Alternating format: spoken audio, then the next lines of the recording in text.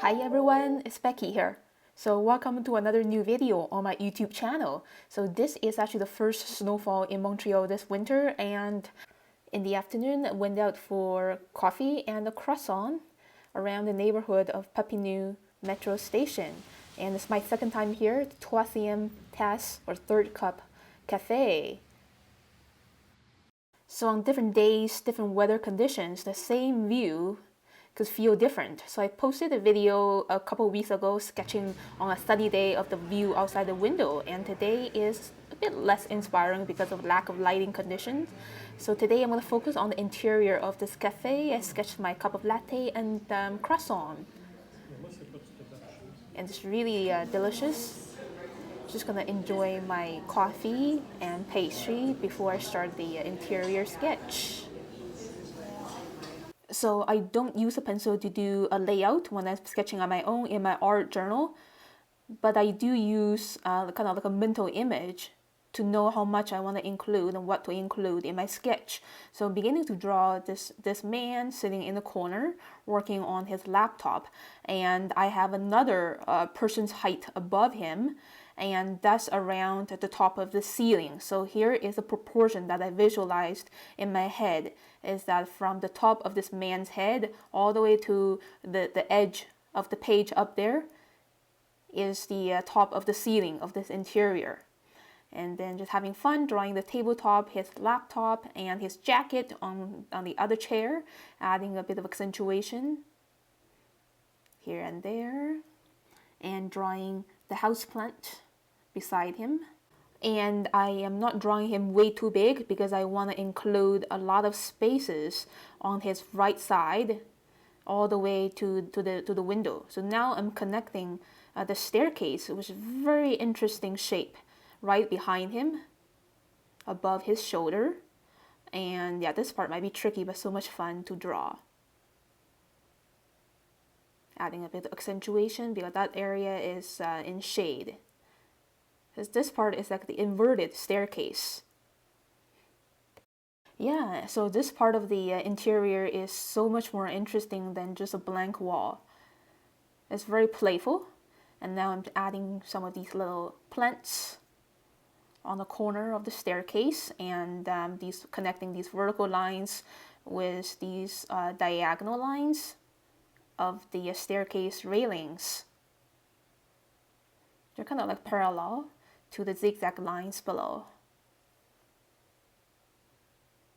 There's another flower pot in the corner back there.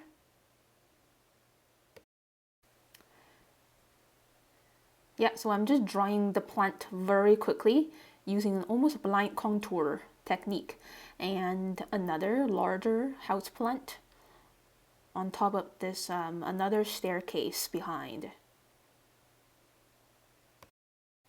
And now I'm drawing the line of the ceiling surrounding the staircase this way, and the ceiling boundary line with the back wall and some more of these lamps and the angles towards the window on the right side. Window frames in vertical ways. Drawing another little pot of plant back there, and in the corner I want to add another lady sitting on a high chair beside the window. It's a stool. Yeah, and just drawing these legs for the stool. And now I want to move back to the middle of this sketch by adding another plant with long leaves and one of the big tables. So these tabletops are the three-dimensional form of very thin prisms. And here's another slab of prism from another angle. Here is a big plant pot with some more leafy greens in it. I'm drawing those leaves very quickly because I'm not worried about capturing every single leaf that's in there. Just having fun. Adding a bit of shade for these leaves using darker ink lines. And now I am drawing this girl who's enjoying a good time on her laptop. She had one of her hand on her cheek. It's a very nice gesture. And I think she's the central focus of this sketch.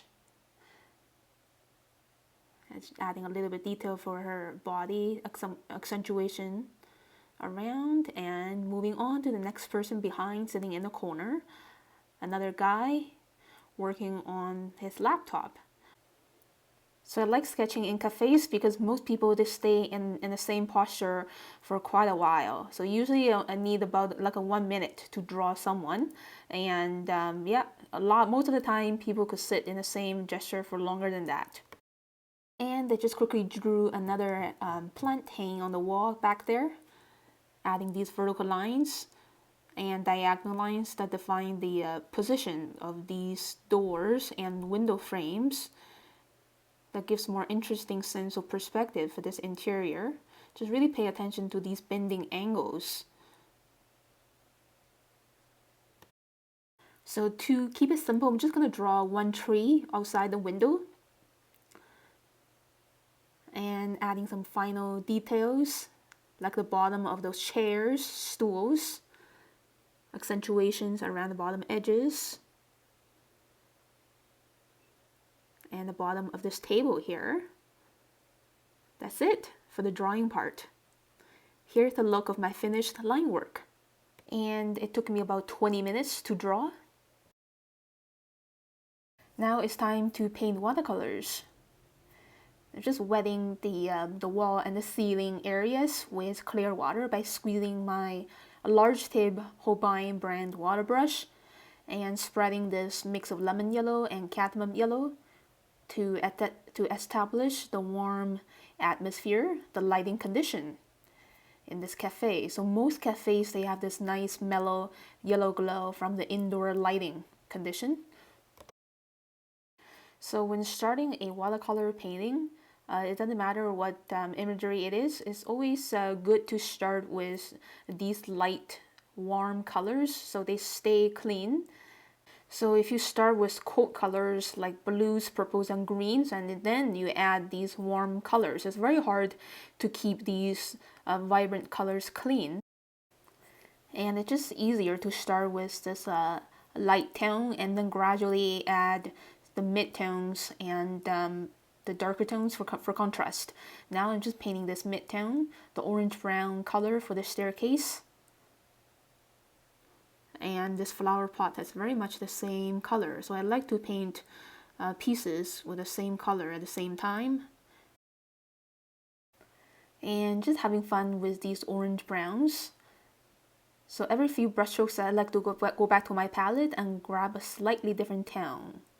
And just adding a bit of bluish gray shade underneath the staircase and below the ceiling line there.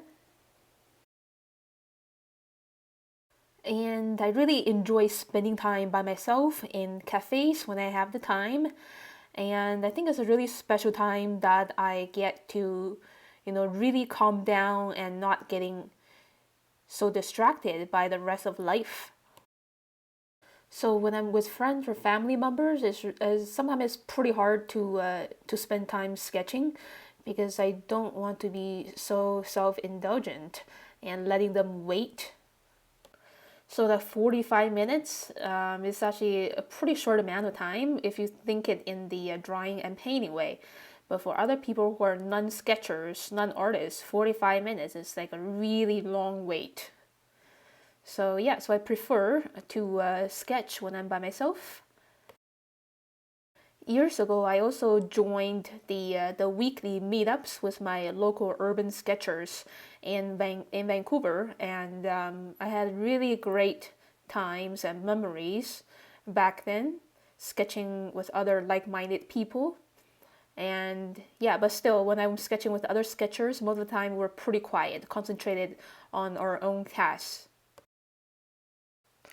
But it was really fun to share our works at the end of the sketching meetup session to see what we came up with, sketching the same scenery with different interpretations. Yeah, so if you were sketching with me right now in this same cafe, we're probably going to come up with different imageries, different line qualities and color schemes, because we're different human beings and we sense the world in different ways. So when painting these small clusters of plants, I started with a light green tone such as lime green and viridian green mixed with a little bit of yellow ochre. For this plant in the corner away from the lights, I mixed a bit of burnt sienna into the viridian green, so it's a really intense tone of green for plants in the shade. So always the lightest tone first and then the shade color on top to get the contrast. And now I am grabbing a bit of phthalo blue or ultramarine blue and dilute it a little bit to paint the shade colors on the staircase using very thin lines. Yeah, because these shaded areas are very narrow areas. And I'm also keeping this gray really diluted, so there is a cast shadow underneath the plant, but it's not too distracting to look at. And I'll keep using this bluish gray for the wall behind the staircase, which doesn't have any lights around.